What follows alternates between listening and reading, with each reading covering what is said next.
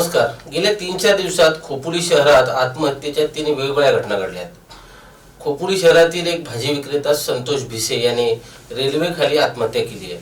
तर दुसरी घटना खोपोलीचे शिंदे गटाचे माजी नगरसेवक अमोल जाधव यांची आहे. त्यांनी आपल्या राहत्या घरी गळफास घेऊन आपलं जीवन संपवलं. तिसरी घटना एका कंपनीतील कामगाराने गळफास घेऊन आत्महत्या केल्याचं समोर आले.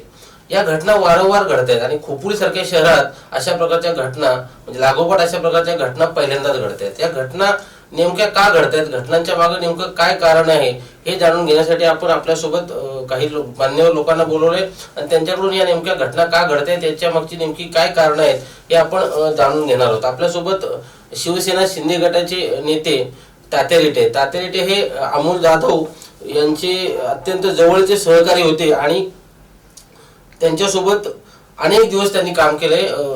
अमोल जाधव स्वीकृत नगरसेवक खोपोली नगरपालिकेत असताना तात्या रेटे यांच्या पत्नी माधवी रेटे सुद्धा खोपोली नगरपालिकेत नगरसेवक होत्या. अत्यंत जवळून त्यांची अमोल जाधव यांच्याशी ओळख होती. अत्यंत चांगले त्यांचे संबंध होते. अमोल जाधव यांच्या आत्महत्येने सर्वांना धक्का बसलाय. खोपोलीसह खालापूर तालुका या घटनेने हादरलाय. अमोल जाधव यांनी नेमकी आत्महत्या का केली, त्याच्या मागचं नेमकं काय कारण आहे आणि त्यांच्या मनात नेमका कोणता गोंधळ सुरू होता हे आपण तात्या रेटे यांच्याकडून जाणून घेणार आहोत. त्याचबरोबर आपल्यासोबत अपघातग्रस्तांच्या मदतीसाठी जी सामाजिक संस्था आहे त्या संस्थेचे प्रमुख गुरुनाथ साठेलकर हे देखील आहेत. ते सुद्धा सामाजिक कार्यात अग्रेसर असतात. एक यशस्वी संघटक, मार्गदर्शक, लेखक, कलाकार, प्राणीमित्र, सर्पमित्र, निसर्गमित्र अशा अनेक जबाबदाऱ्या गुरुनाथ साठेलकर पार पाडताना दिसतात. अपघात जेव्हा होतात त्यावेळेस प्रत्येक अपघाताच्या वेळेस गुरुनाथ साठेलकर पुढे असतात आणि अपघातग्रस्तांना मदत करत असतात. अमोल जाधव यांच्याशी त्यांचा चांगला संबंध होता आणि जे संतोष भिसे यांनी जी आत्महत्या केली त्या घटनेत किंवा एका कंपनीतल्या कामगारांनी जी आत्महत्या केली त्या दोन्ही घटनात गुरुनाथ साठेलकर यांची जी टीम होती ती टीम मदत करत होती. त्यांच्याकडूनही आपण या गोष्टी जाणून घेणार आहोत. तिसरे जे आपले पाहुणे आहेत ते आहेत जगदीश सुभाष मरागजे. जगदीश मरागजे हे रायगड भूषण, कोयना भूषण आणि आदर्श राज्य क्रीडा शिक्षक आहेत. त्यांना तसा पुरस्कार प्राप्त झालाय. आर्यन फ्रेंड्स फाउंडेशनचे ते अध्यक्ष आहेत. कोयना मराठा समाज रायगड ठाणे पालघरचे ते सरचिटणीस आहेत. माजी राष्ट्रीय खेळाडू आहेत. विशेष म्हणजे नॅशनल मास्टर ट्रेनर, राज्यस्तरीय मास्टर ट्रेनर आणि उत्कृष्ट सूत्रसंचालक अशी जगदीश मराठे सरांची ओळख आहे. तिन्ही मान्यवरांचं समाज मराठीच्या स्टुडिओमध्ये स्वागत आहे. आपण तात्या रेटे यांच्यापासून सुरुवात करूयात. तात्या, अमोल जाधव तुमचा अत्यंत जवळचा सहकारी होता, मित्र होता. हे जे झालं नेमकं त्याकडे कशा पद्धतीने पाहताय, काय नेमकं असं त्याच्या मनात होतं अमोल जाधवच्या की त्यांनी इतकं टोकाचं पाऊल उचललं? अमोल जाधव जर म्हटलं एकदम युवा कार्यकर्ता आणि हुन्नरी कार्यकर्ता होता. त्याला एक खूप अशी मोठी इच्छा होती की मी या शहरामध्ये काहीतरी करावं, खोपोलीमध्ये काहीतरी नवीन करावं. पूर्वी 2011 मध्ये त्याची मिसेस नगरसेविका होती. नंतर 2016 मध्ये त्यांच्या मिसेसला अपयश आल्यानंतर तो स्वतः स्वीकृत सदस्य झाला आणि त्यानंतर त्याला असं वाटायचं की आपण हे काम करत असताना सामाजिक कार्य असेल किंवा सांप्रदायिक कार्य असेल किंवा क्रीडा क्षेत्रात वेगवेगळ्या क्षेत्रात तो कुठेही कमी पडलेला नाही आहे. आणि आज असं घडलं की अचानक अमोल सोडून गेला.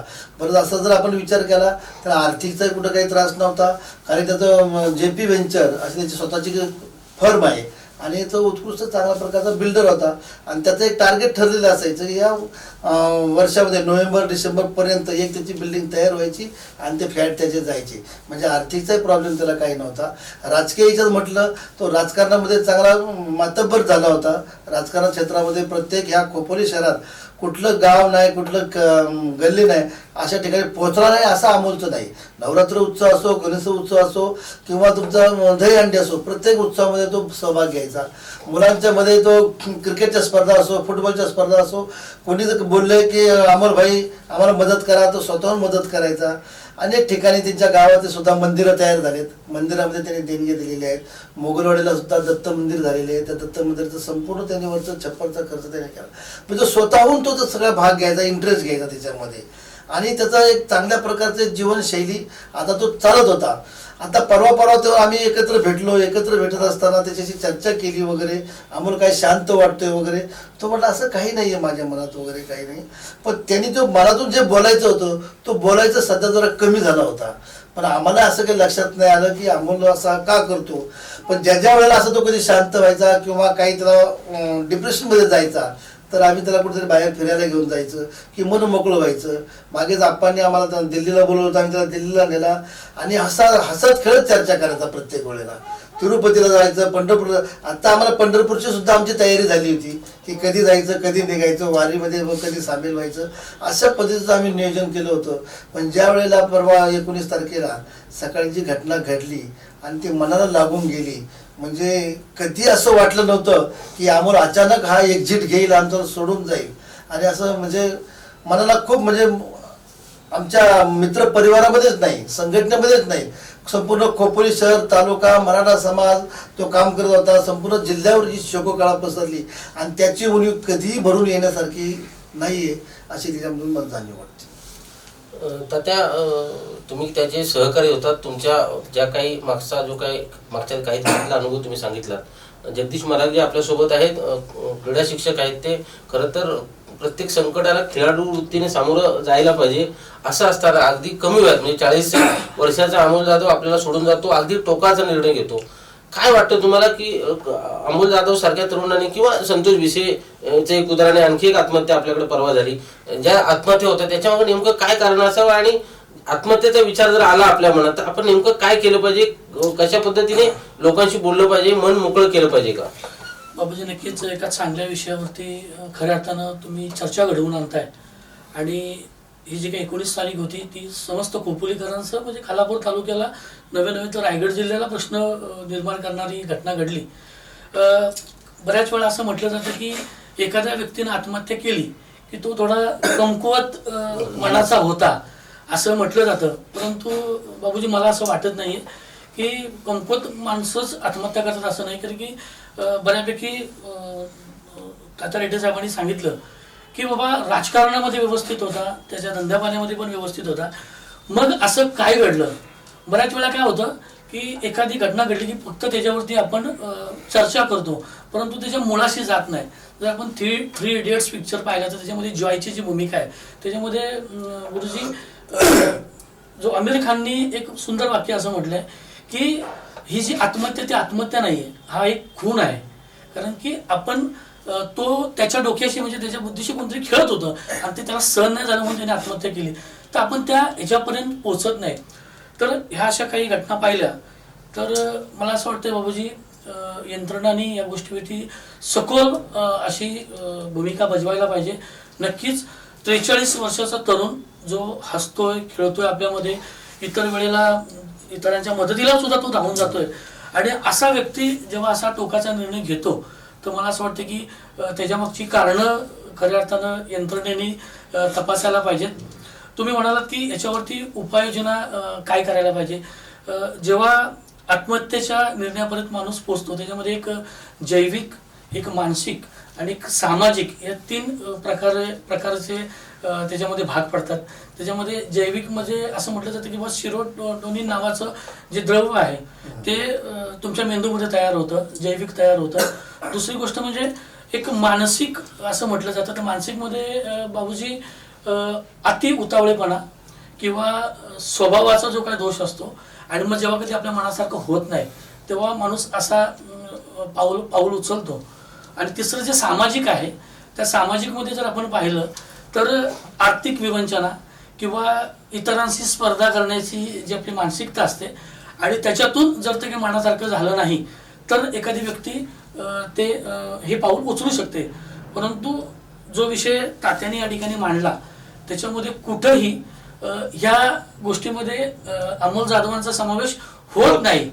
त्याच्यामुळं रेड्डी साहेब, मला या गोष्टीचं म्हणजे अजून पडलेला प्रश्न आहे की आपण सर्वजण जेव्हा पहिला फोन आला तेव्हा प्रत्येकाच्या मनामध्ये एक वेगळ्या प्रकारचा प्रत्येकाचं मत आहे ते जवळजवळ 99% एक होतं. मग त्याही मुळाशी जायला पाहिजे. हा आजच्या विषयावरून बोलतो. तुम्ही दुसरा प्रश्न मला विचारला होता की बाबा ह्याच्यावरती उपाययोजना काय. जीवन जगत असताना अनेक संकट तुम्हाला येणार, बऱ्याचशा गोष्टी तुमच्या मनासारख्या होणार नाहीयेत, परंतु हे करत असताना जो मित्र परिवार आहे किंवा कोण असा एक मित्र असतोच की त्याच्याजवळ तरी किमान ते आपलं मत किंवा आपलं मन जे आहे ते त्यांनी व्यक्त करायला पाहिजे. आणि हे सगळं करत असताना जो व्यक्ती हा करतोय त्यांनी या गोष्टीचा विचार करायला पाहिजे की जेव्हा मी आत्महत्या करणार आहे तर माझ्या आत्महत्येने तो प्रश्न सुटणार आहे का. जर तो सुटणार असेल तर नक्की त्यानं तसं करायला पाहिजे. परंतु तो प्रश्न सुटला नाही, उलट जर का एखादा अडथळा काय असेल तर मला असं वाटतं की त्यासाठी अमोलजींनी केलेला जो मार्ग जो पत्करलाय तो कदाचित जे काही गोष्टी अनुत्तरित आहेत त्यासाठी तो मोकळा वाव मिळाला असं मला प्रामुख्यानं वाटतं. या गोष्टीसाठी एक शिक्षक म्हणून किंवा क्रीडा शिक्षक म्हणून नक्कीच अशा गोष्टी येतात. जेव्हा स्पर्धा चालू असते तेव्हा खूप आपण हायपर होतो, डिसिजन घेणं चुकतं आपलं, आणि मग तेव्हा थोडंसं आपण कुठेतरी मनातून हरल्यासारखं होतं. तर ही जी खेळ भावना आहे त्याच्यातून पण माणसाचं व्यक्तिमत्व पोटेसाहेब घडत असतं. कधी कधी नाहक आईवडिलांच्या अपेक्षा असतात मुलांकडून की एवढेच टक्के पडले पाहिजेत, तेवढेच टक्के पडले पाहिजेत, तुला हे करायचंय, तुला ते करायचंय, तर तेही आत्महत्येचं एक कारण होऊ शकतं. म्हणूनसाठी प्रत्येक पालकांनी मला असं वाटतं की आपल्या मुलाशी मैत्रीचं नातं जपलं पाहिजे. त्याच्या जसं गुणासह सहित त्याला आपण स्वीकारतो तसं त्याचा जे काय दोष असतील त्याच्या सहित त्याला स्वीकारलं पाहिजे. हा जो काही मार्ग आहे त्यांनी कदाचित मुलं त्या मार्गाला जाणार नाहीत, हेही प्रामुख्याने मला वाटतंय. गुरुनाथ साटेलकर आपल्यासोबत आहेत. गुरुनाथ साटेलकर अपघातग्रस्तांच्या मदतीसाठी सामाजिक संस्थेचे प्रमुख आहेत. अनेक संकटात त्यांनी मदत केली, अनेकांचे जीव वाचवलेत. परवाच्या घटनेत सुद्धा गुरुनाथ साटेलकर प्रत्यक्ष हजर होते, रुग्णालयात सोबत होते. गुरु जसं सर म्हणाले किंवा तात्या रेड्डी म्हणाले, हे सगळं घडत असताना जी मनात त्याचे एक वादळ आला असेल अमोल जाधवांच्या, जो काही म्हणजे आतमध्ये कोलाहल सुरू असेल, तो कोणाला कळत नसेल का त्यावेळेस, किंवा मग नेमकी काय अशी भूमिका असेल, असं का करावं असं वाटलं असेल की त्यांनी आपल्या स्वतःच्या कुटुंबाचा विचार न केला. ज्याला खोपोली नगराध्यक्ष व्हायचं स्वप्न तो बघत होता, त्या दृष्टीने गेली वर्ष दीड वर्ष आपण सगळे बघतोय की त्यांनी त्याच्या प्रकारची तयारी सुरू केली होती. मोठ्या प्रमाणात खर्च करणं असेल, जसं तात्या म्हणाल तसे सर्व सार्वजनिक कार्यक्रमांना त्याच्या देणग्या होत्या, मोठमोठे फ्लेक्स लावले जायचे. हे सगळं असताना अशा टोकाचा निर्णय घेण्याची गरज का भासली असावी? आत्महत्या आणि आत्महत्येमागची कारणं व्यक्तिनिहाय वेगळी असतात. खरं सांगायचं तर गेल्या 3 दिवसात 3 आत्महत्या घडलेल्या आहेत, आणि 3 आत्महत्या मागच्या ज्या करणाऱ्याच्या ज्या भूमिका आहेत त्या नेमक्या स्पष्ट होत नाहीत. एका कामगाराने आत्महत्या केलेली आहे, व्यावसायिकाने आत्महत्या केली आहे, एका बिल्डर आणि एका राजकारण्याने, म्हणजे राजकारणी म्हणण्यापेक्षा एका समाजसेवकाने आत्महत्या केली आहे. या तिन्हींची कारणमीमांसा आपण तपासायला गेली तर त्यांच्या काहीतरी अपेक्षांचा भंग झालेला आहे, आणि त्या अपेक्षांचा भंग झाल्यामुळे ते मनाने खचले, आणि ज्या समाजात आपण वावरतो त्या समाजाला कसं फेस करावं, आणि माझ्याकडे ज्या लोकांचा बघण्याचा दृष्टिकोन आहे तो दृष्टिकोन बदलेल की काय, हा जो भाव त्यांच्या मनात निर्माण झाला, आणि जे डिप्रेशन तयार झालं, डिप्रेशनमध्ये ही आत्महत्येसारखं त्यांनी पाऊल उचललं असावं. खरं सांगायचं तर प्रत्येकाच्या आयुष्यात असे प्रसंग येतच असतात, परंतु ज्यांचे टळतात त्यांची आत्महत्या होत नाही, पण ज्यांच्या जे फेस करतात त्यांच्या आत्महत्या होतात. खरं सांगायचं तर मी मगाशी म्हटल्याप्रमाणे व्यक्तिनिहाय याची कारणं वेगळी आहेत. खरं सांगायचं तरी आमचा हा अमोल आहे, अमोलला अगदी लहानपणापासून जवळजवळ गेली 25 वर्ष मी त्याला ओळखतोय, आणि त्या 25 वर्षापासून त्याच्यामध्ये असलेली जी उर्मी आहे, म्हणजे तो हार पचवण्याच्या त्याची मानसिकता नाही आहे. ही हॅज टू मतलब त्याला दरवेळेला त्याला काहीतरी जिंकायचं आहे. पत्नी हरली तरी मी या स्पर्धेमध्ये आहे असं दाखवून त्यांनी स्वीकृत नगरसेवक पद घेतलं, आणि आता त्याचं म्हणणं आहे की माझ्या बाबांनी उपनगराध्यक्ष पद भूषवलेलं आहे, आपण नगराध्यक्ष पद का भूषवू नये, अशा अनुषंगाने त्याची जी वाटचाल सुरू होती.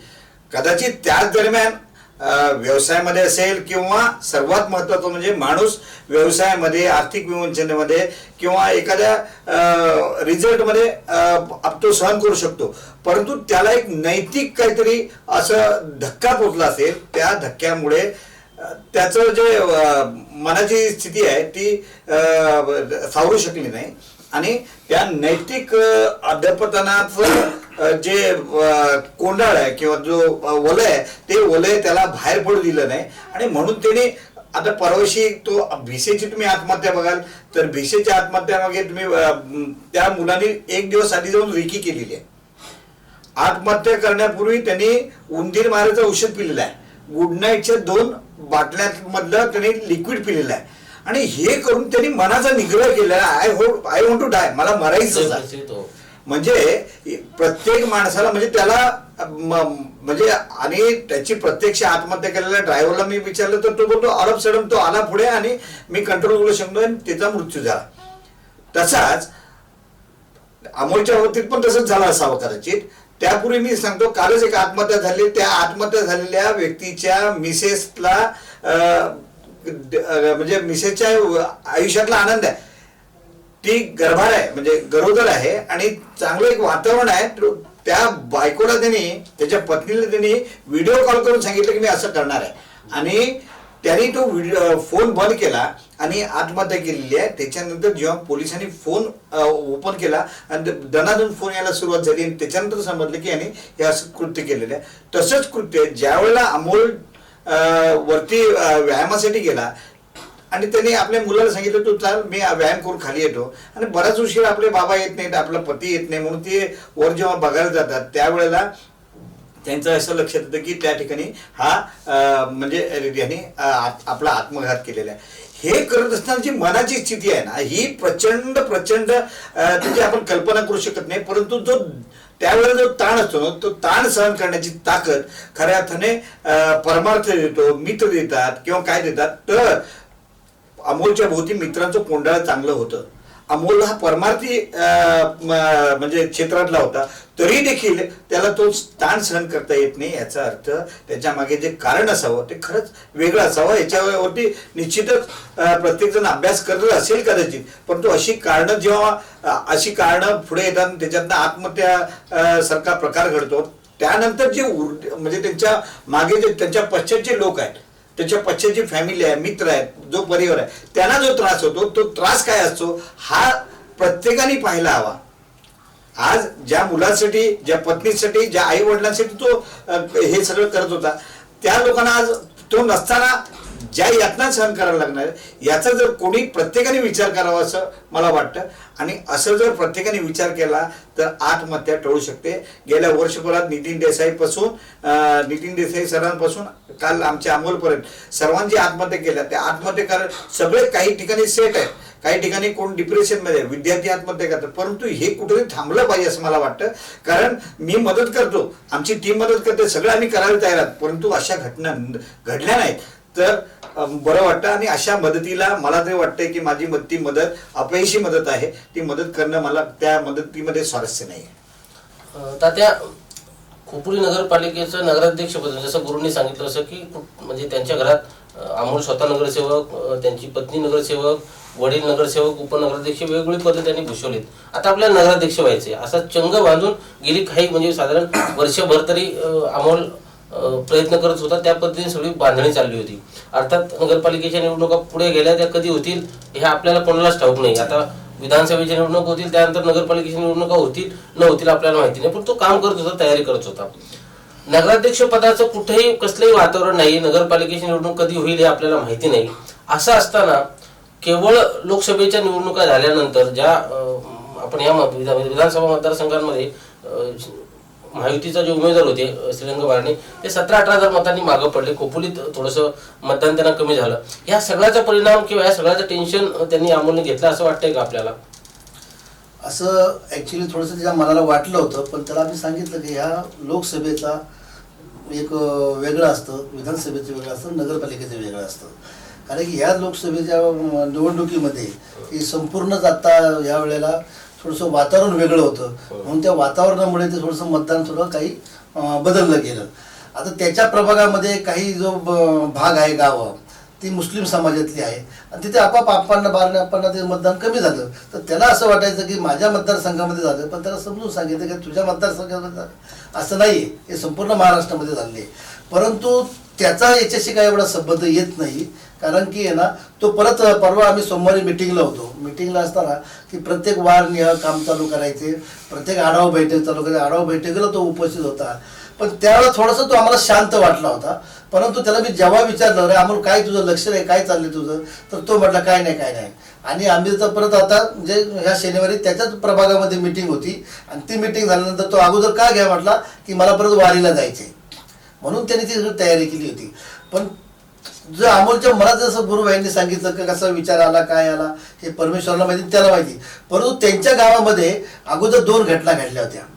एक घटना एका मुलाने फाशी घेतली आणि एकाने फाशी घेण्याचा प्रयत्न केला. ते आपलं हे करतात वगैरे. तो असं लोकांना उद्देश करायचा, सगळ्यांना समजून सांगायचा तुम्ही परावृत्त राहा, असं टोकाचं पाऊल घेऊ नका. पण आता अशी वेळ आली की त्यांनी स्वतःचं टोकाचं पाऊल घेतलं आणि त्यांनी आपलं जीवन संपवलं. म्हणून त्याच्या पाठीमागे काहीतरी गुरुबाईंनी सांगितल्याप्रमाणे काहीतरी त्याच्या पाठीमागे डोक्याला टेन्शन असेल काय असेल. मी नेहमी त्याला सांगायचा की तुम्ही सांप्रदायिक पंथामध्ये आहात, त्याच्यामध्ये जर आपलं तुला टेन्शन येतं हे मला माहिती आहे.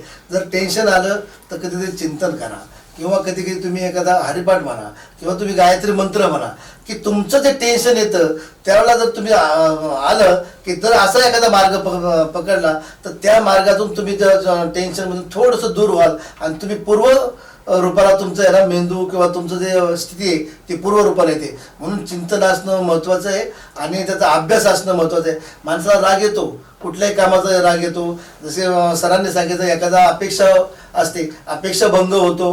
कारण की आपण बघितलं की मराठवाड्यामध्ये किंवा काही ठिकाणी शेतकरी आत्महत्या करतात. त्यांची सुद्धा अपेक्षा असते ना की माझं पीक भरपूर भरभरीत आले पण माझं नुकसान झाले, पाऊस पडला नाही, मी त्याच्यात आता पूर्ण झोपलं गेलो, हे टेन्शन घेऊन ते आत्महत्या करतात. पण याच्या पाठीमागे असं काहीच नाही. नाही त्याचा जो आर्थिक विषय होता, नाही राजकीय विषय होता, नाही स्वतःचा वैयक्तिक विषय, असं काहीच नव्हता. पण असं का घडलं तर याचा विचार करावा लागणार आहे. याच्या पाठीमागे काहीतरी एखादी शक्ती असावी किंवा एखादं काहीतरी वितरित काहीतरी घडलं असावं म्हणून तो हे पाऊल उचललं. त्याचा निश्चित अभ्यास करणं, त्याचा पाठपुरावा करणं ही आमची सर्वांची एक गरज आहे. कारण की असे परत हे कोणी करू नये. कारण की त्याच्या पाठीमागं का असं होतं त्याचा आपण जर चर्चा करत आहोत आणि त्याच्या पाठीमागचं जर आपण जर रिझन पाहिलं आणि त्या रिझनपासून जर उद्या एखादी कोणी काही घटना करणार असेल त्याला परावृत्त केलं तर ही आत्महत्या थांबू शकेल असं मला वाटतं. त्या जसं जगदीश सरांनी सांगितलं की ह्या गोष्टीची सखोल चौकशी झाली पाहिजे, ह्याच्या मुळापर्यंत गेलं पाहिजे. अमोल तुमचा सहकारी होता, तुम्ही एका पक्षात काम करत होता, इथले विद्यमान आमदार तुमच्या पक्षाचे आहेत, खासदार पक्षाचे आहेत, मुख्यमंत्री इथले आपल्या राज्याचे शिवसेनेचे आहेत. तुम्ही अशा प्रकारची काय मागणी कराल की ह्या गोष्टीचा खोलवर चौकशी झाली पाहिजे आणि याचं मूळ जे आहे नक्की काय कारण होतं ज्याने अमोल जाधव यांनी इतका टोकाचा निर्णय घेतला ते शोधलं पाहिजे. अशा प्रकारची काय मागणी कराल का पक्ष म्हणून तुम्ही? पक्ष म्हणून नक्कीच मागणी करणार आहोत. त्यांच्या प्रथम तर कुटुंबियाशी चर्चा करून ही आपण मागणी केलीच पाहिजे की आमदार साहेबांची सुद्धा चर्चा झाली होती आणि काल खासदार साहेब आले होते. तर ते म्हटले की समजा आपल्या याच्यामध्ये चौकशी करायची असेल तर काय मदत लागेल तेव्हा आपण मदत करूया. कारण की ह्या अशा प्रत्येक कुठल्या कार्यकर्ता कुठल्या पक्षाचा असो, समाजाचा असो, काही असो, ही अशी पुनरावृत्ती होऊ नये. म्हणून त्याची पाठीमागे त्याची कारणं मी असं शोधली पाहिजे. तर आपण नक्कीच तो पाठपुरावा करू असं मला वाटतं. जगदीश सर, जसं मी तात्यानं म्हणालो तसं किंवा तुम्ही म्हणालात की ह्या सगळ्याच्या मुळापर्यंत जाण्याची गरज आहे. कारण शेवटी आपण वरवर उपाय शोधत बसलो, मुळापर्यंत गेलो नाही तर आपल्याला नक्की कारण काय आहे ते कळणार नाही. कारण जर कळलं तर आपल्याला उपाय करता येतील. तर उपायापर्यंत पोहोचण्यासाठी काय केलं पाहिजे? म्हणजे आता पोलिसांकडे आत्महत्येचा गुन्हा दाखल असेल, नोंद असेल, पोलीस आपल्या पद्धतीने तपास करतील. तात्या पण आता म्हणाले अगदी मुख्यमंत्र्यांपर्यंत सगळंच शिवसेनेचं आहे. शिवसेनेचा अमोल एक अत्यंत तडफदार तरुण असा कार्यकर्ता होता आणि जे झालंय ते अत्यंत चुकीचं, सगळ्यांना धक्का बसलाय. आपण सगळे असू, खोपोलीतील लोक असतील, खालापूर असेल, जिल्ह्यातील लोक असतील, ज्यांना अमोल जाधव असं काहीतरी करेल असं वाटतच नव्हतं. जे काल परवा त्याला भेटले असतील त्यांनाही असं वाटत नसेल की अमोल जाधव टोकाचा निर्णय घेईल. परंतु अमोल जाधवने टोकाचा निर्णय घेतलाय, याचं मूळ शोधलं पाहिजे का? नक्कीच बाबूजी, तात्यांनी तर खूप चांगल्या पद्धतीने सांगितलंय की सगळं व्यवस्थित असताना असं का घडलं याच्या मुळाशी जायला पाहिजे. म्हणजे जवळचे ते सहकारी आहेत. जर आपण पाहिलं मागील 2-3 वर्षापूर्वी आपण सुशांत सिंह राजपूतचा विषय पाहिला, जिया खानचं एक आपण पाहिलं, त्याचबरोबर भैय्यूजी महाराजांचं पाहिलं, नितीन देसाईंचं आपण पाहिलं. बघा, प्रत्येक आत्महत्येच्या वेळेला काहीतरी त्याच्या मागे एक शक्ती जसं म्हणले तशी असू शकते का, तर त्याच्यामध्ये ते मीडियाने सरळ सरळ दाखवण्याचा प्रयत्न केलेला आहे आणि बऱ्यापैकी लोकांवरती त्याचे आरोप प्रत्यारोप पण झालेले आहेत. जो माणूस एवढं खूप मोठं स्वप्न पाहतोय आणि तो अचानक अशा पद्धतीनं का निर्णय घेतोय, कारण मी त्यांना जवळून ओळखत होतो. त्याचं कारण असं की जी खालापूर तालुका कुस्तीगीर संघ आहे गुरुजी, आपण त्याच्यामध्ये स्वतः पदाधिकारी आहेत आणि अमोल ही व्यक्तीला क्रिकेट आत्ता सध्या आवडत नव्हता, कारण की क्रिकेटचे शौकीन होते. परंतु आता तुमच्या आवडीचा विषय तो म्हणजे कुस्ती. ते खालापूर तालुका कुस्तीगीर संघाचे उपाध्यक्ष होते. तर त्या निमित्तानं मी सचिव असल्यामुळं त्यांच्याशी माझं कायम बोलणं व्हायचं की सर एखादी मोठी स्पर्धा घ्या, आपण वेगळ्या पद्धतीनं लोकांच्या समोर ते घेऊन जाऊया, खेळाडूंना त्याच्यामुळं एक्सपोजर मिळेल. तर असा विचार करणारा माणूस जेव्हा आयत्या वेळेला म्हणजे कोणी कल्पना करू शकत नाही असं डिसिजन जेव्हा घेतो, तेव्हा नक्कीच मला तुम्हाला आवर्जून दोन मान्यवर आणि आपण स्वतः संपादक मीडियात सांगावंच वाटते की ह्याच्या मागं नक्कीच काहीतरी असावं. हे आणि हे जे मी म्हणतोय हे क्वेश्चन टॅग जवळजवळ 99% लोकांच्या मनामध्ये असू शकतं. जर का बाबूजी नुसतेच चर्चा करत राहिलो आणि याच्या मुळाशी आपण गेलो नाही तर हे प्रमाण वाढतंय, बरोबर ना. आज अमोलजींना 2 छोटी मुलं आहेत आणि त्या दोन्ही मुलांना मी पाहिलेलं आहे. तो वाईट वाटतं त्या गोष्टीचं की बाबा जेव्हा आपल्या बापाला एखादा मुलगा टांगलेला जेव्हा पाहतो, म्हणजे गळफास घेतलेला पाहतो, तर त्या मुलाच्या मनावरती किती मोठा आघात झाला. त्यांची पत्नी आहे, त्यांच्या पत्नीच्या मनावर किती मोठा आघात झाला असेल.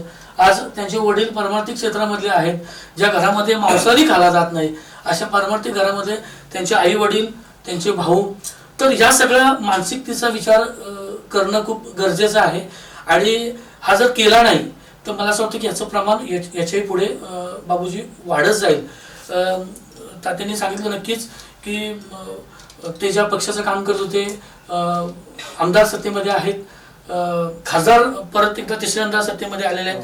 आणि ह्या 2 व्यक्तींनी जर का मनावरती घेतलं तर मला असं वाटतं की ह्याच्यात आपण मुळाशी जाऊ शकू. जर का राजकीय एक महत्वाकांक्षा त्यांनी बाळगली होती तर आज जर महाराष्ट्रातली राजकारणाची परिस्थिती पाहिली तर चांगल्या माणसांनी तिकडे न पडलेलंच बरं. की जे परिस्थिती आपण सद्यस्थितीत पाहतोय ती, त्याच्यामुळे मला नाही असं वाटत की बाबा ती मतं कमी पडली आणि त्याच्यामुळे कदाचित त्यांना नैराश्य आला असेल आणि म्हणूनसाठी त्यांनी असं टोकाचं पाऊल उचललं असेल. खासदारकीचं इलेक्शन वेगळं आणि जेव्हा अमोल जाधव जेव्हा स्वतःहून इलेक्शनला उभे राहणार होते तेव्हा त्यांची जी व्यक्तिगत प्रतिमा जी होती तर मला असं वाटतं त्याच्यामध्ये ही मतं वाढली असती, ती मतं कमी झाली नसती. त्याच्यामुळं कुठेतरी राजकारणाचाही हे आपण जो त्याला जोडला की त्याच्यातून त्यांना नैराश्य आलं तर हा विषय संदर्भ जोडला तर हा विषय कुठेतरी वेगळ्या दिशेला जाईल. आणि मुख्य जे कारण आहे ते कुठेतरी राजकीय आर्थिक दोन्ही कारण आहेत, वेगळं काहीतरी कारण असू शकतं. म्हणजे मी परत क्वेश्चन टॅग म्हणतोय, मी असू शकतं असं म्हणतोय कारण की एवढ्या चांगल्या पद्धतीनं कालपर्यंत आपण पाहतोय व्यक्तीला, तो मग तसं टोकाची भूमिका काय घेऊ शकतो. मला 1.5 महिन्यापूर्वी भेटले, मला मिठी मारली, मला म्हणाले सर यावेळेला मी मिसेसला नगराध्यक्ष पदाचा उमेदवार म्हणून आम्ही उभं करणार आहोत, तर तुमची मदत लागणार. तर आम्ही म्हटलं जे आमच्याने होणार ते आम्ही मदत तुम्हाला करणार. कारण एक व्यक्ती म्हणून अमोल जाधव हे आम्हा सगळ्यांना प्रिय होते. त्याच्यामुळं मला असं वाटतं की बाबा ह्याच्या मुळाशी जायला हवं. मी तुम्हाला अजून एक गोष्ट अजून सांगेन की महाराष्ट्राच्या मी जी प्रशासकीय व्यवस्था असेल किंवा पोलीस यंत्रणा असेल त्याच्याबद्दल बोलणार नाही, परंतु खोपोली आणि खालापूरचे जे काही मागील 5-6 वर्षापासूनचे साहेब आपण पाहतोय तर नक्कीच एक कॅपेबल असे अधिकारी वर्ग की प्रशासन असेल, महसूल असेल, अजून काय असेल, तर याने जर सखोल हे केलं तर कुठेतरी त्याचं जर तसं काय असेल तर बाबूजी मी परत एकदा म्हणतो की जर तसं काय असेल तर ते नक्की बाहेर येईल. गुरुजी काल एक सोशल मीडियावर तुम्ही पोस्ट केली होती आणि ज्याची खूप चर्चा झाली, अत्यंत छान लिहिलं होतं. तुम्हाला काय वाटतं या सगळ्या प्रकाराकडे बघताना? कारण अमोल जाधव तुमच्याही तितक्या जवळचा होता, तुमच्याशी जवळजवळ रोजच बोलणं व्हायचं. तुम्ही ज्या संस्थेचं काम करताय त्या संस्थेला त्यांची मदत व्हायची. अनेकदा त्यांनी असं सांगितलं सुद्धा की गुरुजी काय लागेल ते सांगा, मी सहकार्य करायला तयार. आणि तुमची ती पोस्ट जी होती ती भावनिक होती, अनेकांना ती आवडली, अनेकांनी अक्षरशः ती वाचताना अश्रू ढाळण्याचं समजते. काय तुमच्या नक्की भावना आहे आणि काय वाटतंय तुम्हाला नक्की? खरं तर अमोल माझं जवळचा होता तुम्ही म्हणता ते बरोबर आहे. कारण तर अमोलचं लहानपणी मी बघितलंय, त्याचं ते नंतरची प्रगती बघितली, त्याला बिल्डर होताना पाहिले, त्याला राजकारणी होताना पाहिले, त्याला म्हणजे संगीतामध्ये रुची घेताना पाहिले, कार्यक्रम करताना पाहिले. म्हणजे अमोल माझ्या डोळ्यासमोर आहे. आज पण अमोल माझ्या समोरून जाणार नाही आहे, भविष्यात पण जाणार नाही. सर्वात महत्वाचं म्हणजे अमोलने हा निर्णय घेत असताना त्यांनी कोणाचाच विचार केलेला नाही. हं. मग तो त्याच्या पत्नीचा असेल, त्याच्या मुलाचा असेल, त्याच्या वडिलांचा असेल, आमच्यासारख्या कार्यकर्त्यांचा किंवा मित्रांचा असेल, त्यांनी जर केला असता तो निश्चित वाचला असता. कारण तो एका डॉक्टरकडे जातो आणि त्यांना सांगतो की बाबा या तुमच्याकडे एखादा पेशंट आला त्याच्याकडे पैसे नसतील तर ते पैसे मी देईन, परंतु याचा इलाज करा. अशा पद्धतीने जो दुसऱ्याच्या आरोग्याचा विचार करतो तो स्वतः हा निर्णय का घेऊ शकतो. सर्वात महत्वाचं म्हणजे तो ज्या म्हणजे आता सांगायचं म्हणजे जे परमार्थामध्ये मान्यवर असे माझ्या डोळ्यासमोरचे लोक आहेत. परवाशी ती सगळी मंडळी त्या ठिकाणी आली होती. अक्षरशः तानाजी महाराज कर्डूक नावाचे जे या ठिकाणी या हरिभक्त परायण परिवारातली जी व्यक्ती आहे ती व्यक्ती स्वतःचं देऊळ सोडून, ती कधी हटत नाही, ती देऊळ सोडून त्या ठिकाणी हॉस्पिटलमध्ये आली होती. म्हणजे त्याच्यावरती असलेला जो विश्वास, अरे आपला अमोल असं करूच शकणार नाही, पण हे त्यांनी का केलं याचा खरोखरच हे जे मंडळी सांगतात त्याप्रमाणे अभ्यास झाला पाहिजे. कारण ते जर तसं कारण असेल आणि त्या कारणे जर भविष्यात आत्महत्या होणार असतील तर त्या रोखल्या गेल्या पाहिजेत. त्याचं ते कारण क्षुल्लक क्षणिक असेल, काही कारण क्षणिक असतात, काही प्रोलॉंग असतात, काही घडत म्हणजे काही प्रोसेस असते आणि काही ऑल ऑफ सडन घडत असते. कदाचित ही एक प्रोसेस असावी, कारण तात्या जे सांगतात ते 8-15 दिवस ते डिसमूडमध्ये होते आणि म्हणजे इट वॉज अ प्रोसेस. आणि त्या प्रोसेसमध्ये असताना हा त्याने घेतलेला निर्णय आहे.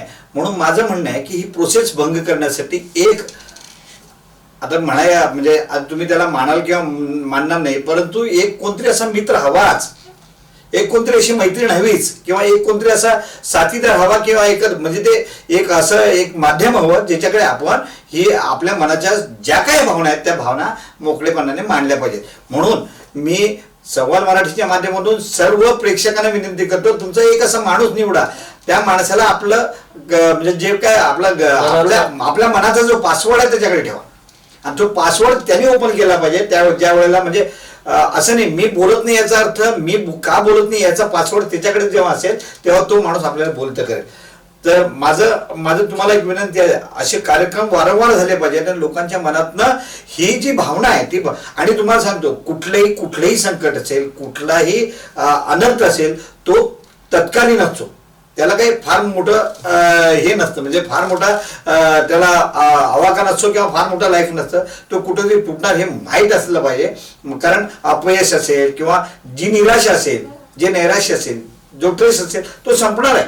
कालाय परद्वे म्हणजे काय कालाय तस्मै नमः म्हणतात त्या पद्धतीने त्याला काळच हा विषय, फक्त ती वाट बघण्याची मनामध्ये प्रत्येकाने उर्मी ठेवा. आणि असा निर्णय घेतला तर खरोखरच माझ्यासारख्या नाही त्यांच्या कुटुंबियांना प्रत्येकाला त्रास होतोय, तो त्रास टाळण्यासाठी हा निर्णय कोणी घेऊ नये असं मला वाटतं.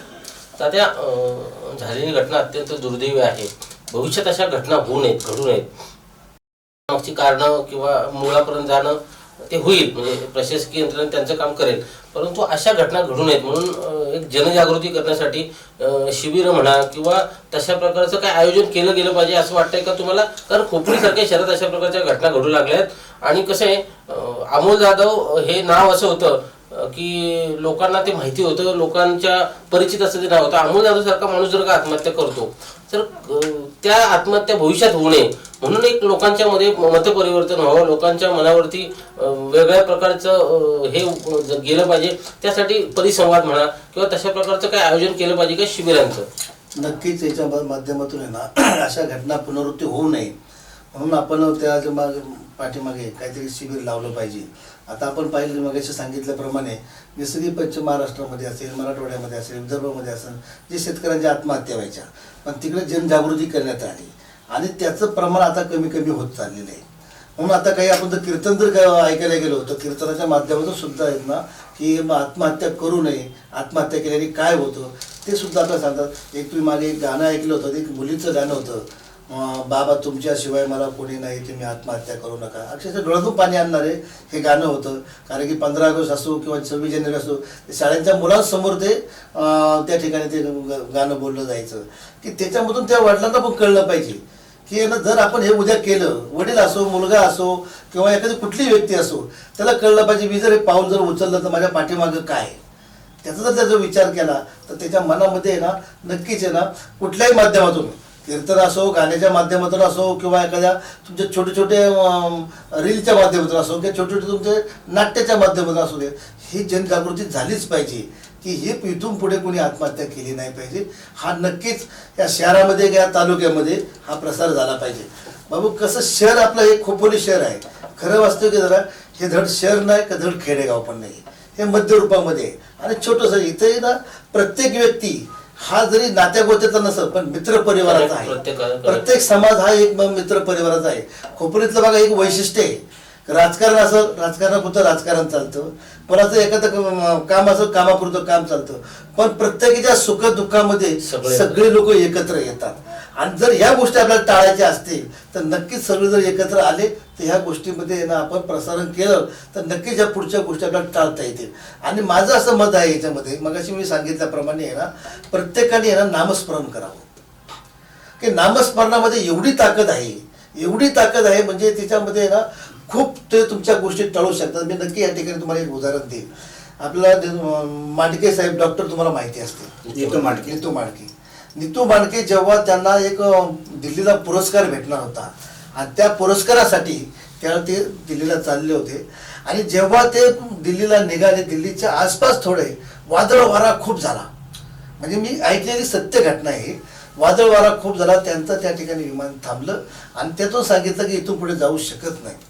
आणि त्यावेळेला तिथून त्यांनी कार केली आणि गाडी घेऊन ते पुढे जायला निघाले, पण वादळ वाऱ्यामुळे ते पुढे जाऊच शकत नव्हते. तर त्या ठिकाणी ते एका घरात थांबले. घरात थांबल्यानंतर त्यांनी त्या एका लेडीजला विचारलं की तुम्ही काय चालले तुमचं हे? ते म्हणले काही नाही, माझं ना एक पोथी वाचन चालले आणि माझं नामस्मरण चालले. ते म्हटले काय तुमच्या नामस्मरणाने काय तुम्हाला होते? तर म्हटले काही नाही, याच्यामध्ये मला असं वाटतं की माझ्या मुलीचं जे एक हृदयाचं एक फूल आहे त्याचं ऑपरेशन करायचे आणि म्हणे मुंबईला कोणतरी मोठा नीतू मांडके असे डॉक्टर आहेत, त्यांची जर मला भेट झाली तर माझं एक सार्थक होईल. नीतू मांडकेंच्या डोळ्यात ताबडतोब पाणी आलं आणि त्यांनी सांगितलं जर नीतू मांडके तुम्हाला आता भेटले तर ते म्हटले मला देवच आला इथे. आणि खरोखर देवासारखे येणार त्या ठिकाणी ते भेटले. नीतू मांडके साहेबांनी पुढचा पुरस्कार घ्यायचं टाळलं आणि त्या मुलाला घेऊन ते मुंबईला आले, त्याचं ऑपरेशन केलं. म्हणजे सांगायचं तात्पर्य याच्यामध्ये असं, सायन्स आणि सांप्रदायिकता ज्यावेळेला एकत्र येईल तर त्याला तुम्हाला कधीही कोणी हरू शकणार नाही. हा माझा अनुभव आहे. ज्यावेळेला माझं ऑपरेशन होत होतं, माझ्यावर 2016ला एन्जिओप्लास्टी होत होती, ते आमचे मला डॉक्टर बोलले बाबा माझं ऑपरेशन समोर चालले, तू काय पुटपुटत होता? म्हणलं डॉक्टर साहेब काही नाही, मी फक्त गायत्री मंत्र म्हणत होतो आणि नामस्मरण करत होतो. म्हणजे याने काय होतं की माझं मन विचलित होत नाही, माझं मन हा एकाग्रमध्ये राहतो. आणि त्यामुळे तुम्ही काय करता ते माझ्या डोक्यात काय येत नाही. आता माझ्या डोक्यात यायचं इकडे काय झालं तर कसं व्हायचं, माझ्या मुलांचं कसं व्हायचं, मग ते माझ्या मेंदूला चालना मिळायचे, टेन्शन येतं.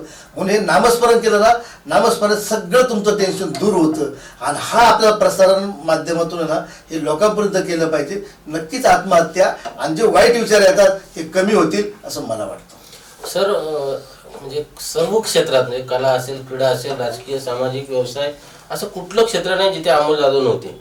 तो घडते असं वाटतंय का? संवाद व्हायला पाहिजे असं वाटतंय का तुम्हाला?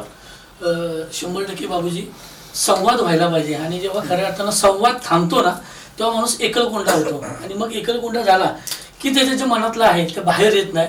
आणि मग असे नाहक विचार, मगाशी जसं मी सांगितलं तुम्हाला की जो जैविक ह्याच्यामध्ये म्हणजे मेंदूमध्ये एक वेगळ्या प्रकारचं रसायन तयार होतं आणि आपण त्या मार्गाकडे वळलो जातो. मला असं वाटतं की जीवन हे अनमोल आहे. आपलं जीवन हे अनमोल आहे.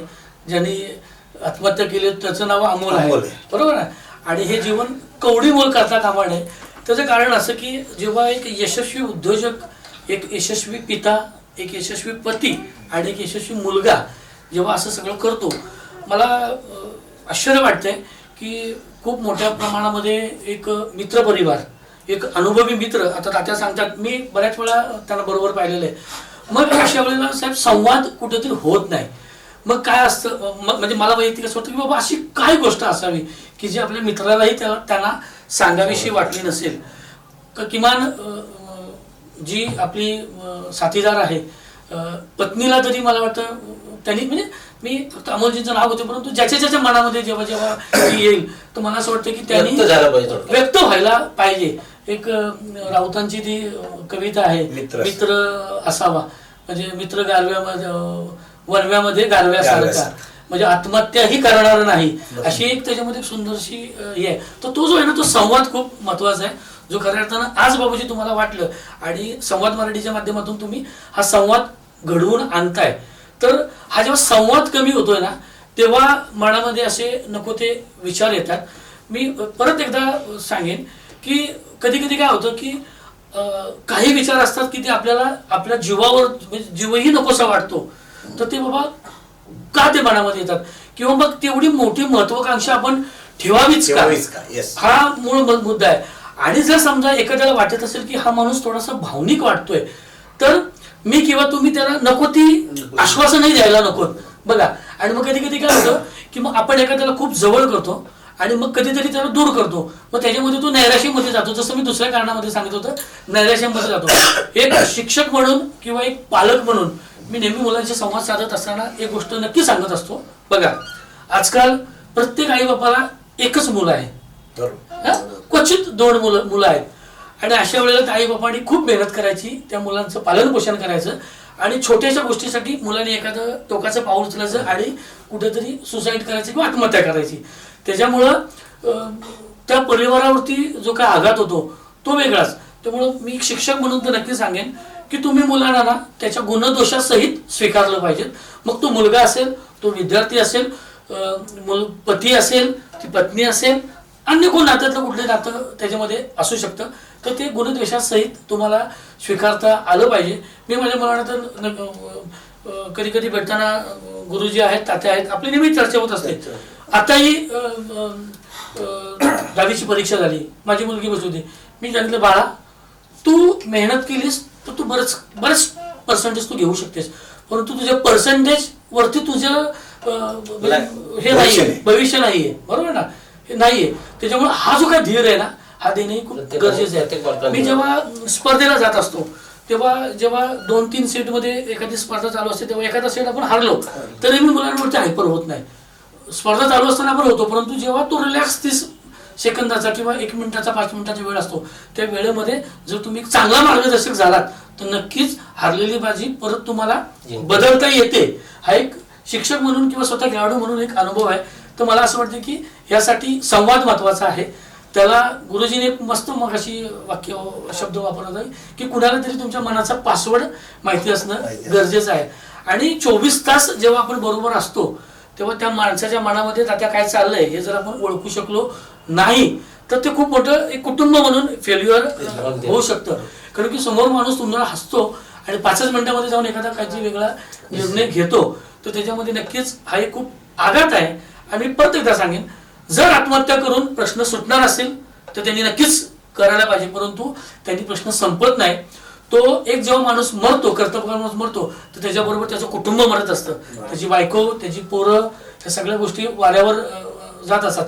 आणि हे बघा, आज आपली चर्चा होईल, परत 15 दिवसांनी विषय थांबेल, परत त्याचं कुटुंब हे जो कोण असेल त्याचं कुटुंब हे एकटंच पडणार आहे. तेव्हा कोणीच 15 दिवसानंतर तिकडे फिरकणार नाही. त्याच्यामुळं बाबूजी चांगली एक तुम्ही चर्चा या माध्यमातून घडवून आणताय आणि संवाद हा खूप महत्वाचा आहे असं मला वाटतंय. गुरुजी जसं सर म्हणाल तसे संवाद तुटतो कुठेतरी आणि संवाद व्हायला पाहिजे, लोकांमध्ये एक प्रकारची जनजागृती व्हायला पाहिजे असं सगळ्यांनाच वाटतंय.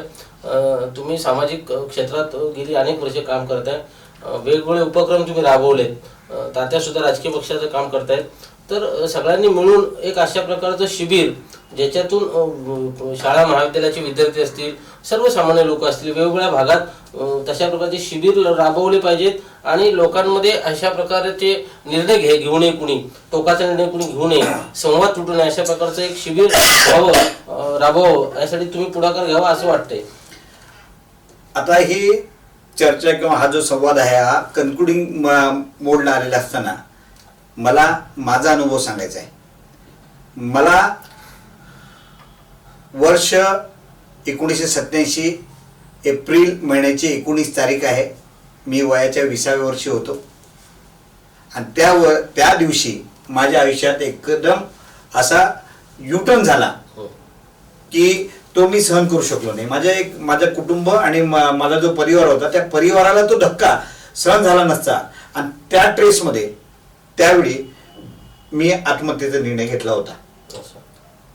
आणि आता माझ्या डोळ्यात पाणी येते. आणि त्यावेळेला मी माझ्या आईला, म्हणजे मी माझ्या वडिलांना सांगू शकलो नाही, हे गोष्ट नंतर मी सगळं माझ्या कुटुंबाला सांगितलेली आहे. मी माझ्या वडिलांना सांगू शकलो नाही, माझ्या बहिणीला सांगू शकलो नाही. मी फक्त माझ्या आईला सांगितलं मला आत्महत्या करायची आहे.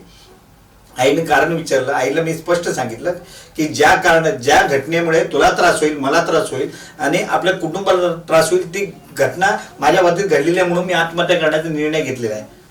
आणि फक्त तुला सांगण्यासाठी मी आज तुझ्याकडे आलेलो आहे. माझ्या आईने मला स्पष्ट सांगितलं, तू घेतलेला निर्णय योग्य आहे, परंतु तू जी चूक केली किंवा तुझ्या बाबतीत जी घटना घडली ती तू ठरवून केलेली आहेस का, किंवा ती जी घटना घडली ही तुला अपेक्षित होती का? ती म्हणाली नाही, मला ही माझ्यावर लादली गेलेली आहे. तर तिने सांगितलं, लादली गेलेली असताना जर तू आत्महत्या केलीस, ती घटना तुझ्या मनावर लादली गेलेली आहे आणि त्याच्यासाठी तू आत्महत्या केली, लोकांना काय वाटेल तू चूक केली म्हणून तू आत्महत्या केलीस. पण एक काम कर, तू आत्महत्या करण्यापेक्षा त्या टेस्टमधनं बाहेर हो, त्या घटनेमधनं बाहेर आहे, मी क्रिस्टल क्लिअर आहे असं दाखव आणि त्यावेळी आत्महत्या कर. त्यावेळी माझा मुलगा असला तर मला अभिमान वाटेल असं सांगितलं. त्याच्यानंतर बरोबर 6 महिने माझ्या सर्व ही कुटुंबाला मी घटना सांगितली. बरोबर 6 महिने मी आणि माझी आई हे दोघंच आम्ही एकमेकाशी टचमध्ये होतो. आणि त्या 6 महिन्यानंतर सगळं माझ्या तो जे ढग होते, जे हे होते, मळप दूर झाले. आणि मी मरणार होतो, मला संपून घेणार होतो, तो विषय संपला. आणि आज तुम्हीच या गोष्टीचा साक्षीदार आहात. राज्य सरकारच्या किंवा प्रशासनाच्या पटलावरती माझ्या माध्यमातून जी संस्था उभी केलेली आहे त्या संस्थेमधून जवळजवळ 10,000 लोक वाचवल्याचा रेकॉर्ड आहे असं तुम्हाला वाटतं. म्हणजे मी जर एकटा मेलो असतो 10 जणांना मी वाचवू शकलो नसतो, माझ्या माध्यमातून हा भेटला नसता. म्हणून मला वाटतं की मी जे